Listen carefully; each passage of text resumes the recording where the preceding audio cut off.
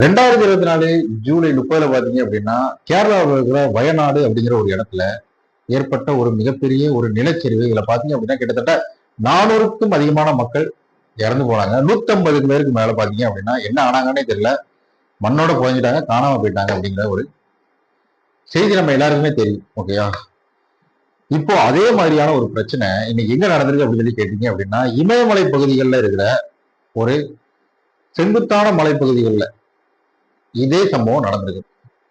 உத்தரகாண்ட் மாநிலத்தில் இருக்கிற உத்தரகாசி அப்படிங்கிற ஒரு மாவட்டம், இங்க பாத்தீங்க அப்படின்னா தாராளி அப்படின்னு சொல்லப்படுற ஒரு கிராமம் இருக்குது.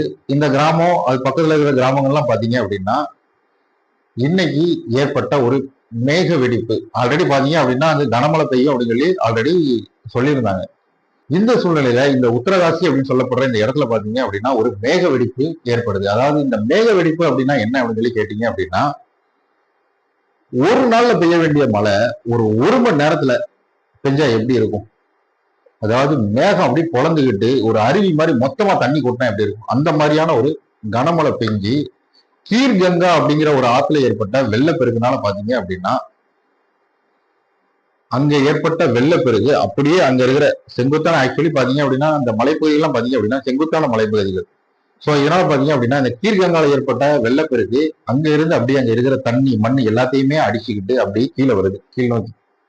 கீழ்பக்கம் பாத்தீங்க அப்படின்னா தாராளியில இருக்கிற வீடு, கடை, அதுக்கப்புறம் ஹோட்டல் இதெல்லாம் இருக்குது. பாத்தீங்கன்னா அங்க வந்து அப்படி குப்பையோட சேர்ந்து குப்பையா அப்படி எல்லா இடத்தையும் அப்படி மூடிடுச்சு.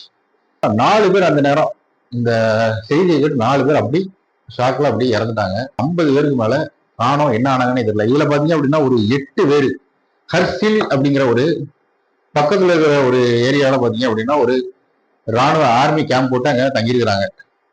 அங்கிருந்து ஒரு 8 ராணுவ வீரர்களையும் காணோம் அப்படின்னு சொல்லி சொல்றாங்க. ஸோ அவங்களையும் தேடிக்கிட்டு இருக்காங்க.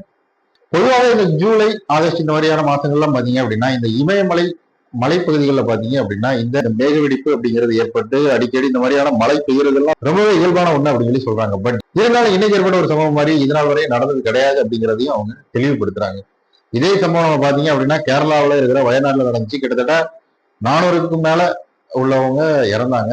ஆனா 150 பேருக்கு மேல என்ன ஆனாங்கன்னே தெரியல. அவங்க எல்லாம் பாத்தீங்க அப்படின்னா மண்ணோடு போயிருக்காங்க. ஏன்னு கேட்டீங்கன்னா அது வந்து நைட் வந்துச்சு. கிட்டத்தட்ட 2 தடவை அந்த நிலச்சரிவு ஏற்பட்டிருக்குது. 1:30க்கு 1, 4:30க்கு 1 அப்படின்னு சொல்லிட்டு இந்த மாதிரி 2 தடவை நைட் ஏற்பட்டதுனால எல்லாரும் தூங்கி இருந்தவங்க, அவங்களுக்கு எதுவுமே தெரியல. ஸோ அதனால எல்லாருமே இறந்துட்டாங்க, பலர் காணாம போயிட்டாங்க, பலர் புதஞ்சு போயிட்டாங்க அப்படின்னு தான் சொல்லணும். ஓகேயா, ஆனா இன்னைக்கு நடந்த இந்த உத்தரகாண்ட்ல நடந்த இந்த சம்பவம், உத்தரகாசி இந்த தாராளியில நடந்த இந்த சம்பவத்தை பாத்தீங்க அப்படின்னா பகல்ல மதியம் ஒரு 1:50க்கு பாத்தீங்க அப்படின்னா ஏற்பட்டிருக்கு. ஆகஸ்ட் 5, 2025. பட் இருந்தாலும் இப்போதைக்கு பாத்தீங்க அப்படின்னா தேசிய மீட்பு படை, அதுக்கப்புறம் மாநில மீட்பு படை, அதுக்கப்புறம் பாத்தீங்க அப்படின்னா காவல்துறை, ராணுவம் இவங்க எல்லாம் சேர்ந்து தேடிட்டு இருக்காங்க. இது போல பாத்தீங்கன்னா இந்தோ திபெத் எல்லைப்படை அவங்களும் சேர்ந்து தேடிக்கிட்டு இருக்காங்க. சோ எத்தனை பேர் தேடிட்டு இருக்காங்க. உயிர் சேதம் பற்றின தகவல்கள் பாத்தீங்க அப்படின்னா இனிமேதான் தெரியும் அப்படின்னு சொல்லி சொல்றாங்க.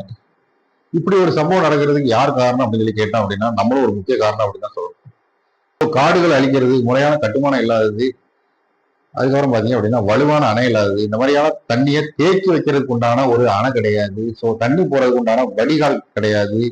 ஸோ இதனால பாத்தீங்க அப்படின்னா தண்ணி வேற எங்க போகும்?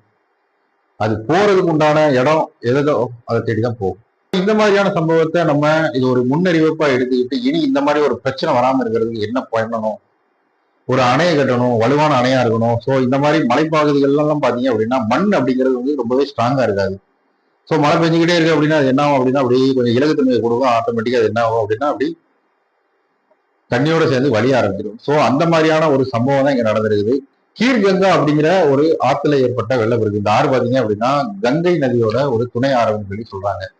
ஓகேயா, இங்க ஏற்பட்ட ஒரு கனமழையால ஏற்பட்ட ஒரு வெள்ளப்பெருக்குனால பாத்தீங்க அப்படின்னா தண்ணி பாத்தீங்க அப்படின்னா அங்க இருக்கிற மண்ணெல்லாம் அடிச்சு உடைச்சி பாறை, கல்லு, குப்பை அப்படின்னு எல்லாத்தையுமே அடிச்சுக்கிட்டு அப்படி தண்ணி போறதுக்கு உண்டான போக்கடை எங்க இருக்குதோ அது வழியா போய் அங்க இருக்கிற பல கடைகளை, ஹோட்டல்களை, அங்க இருக்கிற பலரோட வீடுகளை இரையாக்கிடுச்சு.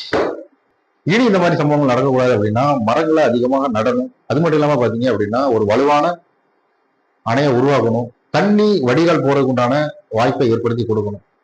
ஸோ இந்த மாதிரியான ஒரு முயற்சிகள் செஞ்சா மட்டும்தான் இந்த மாதிரியான ஒரு பேரழிவு ஏற்படாமல் தடுக்க முடியும். இந்த தாராளி அப்படிங்கிற இந்த இடத்துல ஏற்பட்ட இந்த வெள்ளப்பெருக்க, இந்த நிலச்சரிவை தொடர்ந்து பாத்தீங்க அப்படின்னா பக்கத்துல இருக்கிற சுகிடாப் அப்படிங்கிற இடத்துலயும் இதே மாதிரியான ஒரு வெள்ளப்பெருக்கு ஏற்பட்டிருக்குது. ஸோ அந்த வெள்ளப்பெருக்குல அந்த அளவுக்கு உயிர் சேதத்தை பற்றியான தகவல் எதுவுமே இல்லை. பட் இருந்தாலும் நம்ம இதை இப்படியே விட்டுற முடியாது. இதுக்கான ஒரு சொல்யூஷன் நமக்கு கிடைச்சி ஆகணும் அப்படிங்கிறதுக்காக நம்மளால ஒன்றும் பண்ண முடியாது. இதெல்லாம் பண்ண வேண்டியது கவர்மெண்ட் அப்படின்னு சொல்லிட்டு நம்ம 19 ரூபா சொல்லிட்டு போயிடலாம். பட் இருந்தாலும் அதுக்கான முயற்சிகளை நம்ம ஏதாவது எடுத்து ஆகணும். நெக்ஸ்ட் வீடியோல பார்க்கலாம்.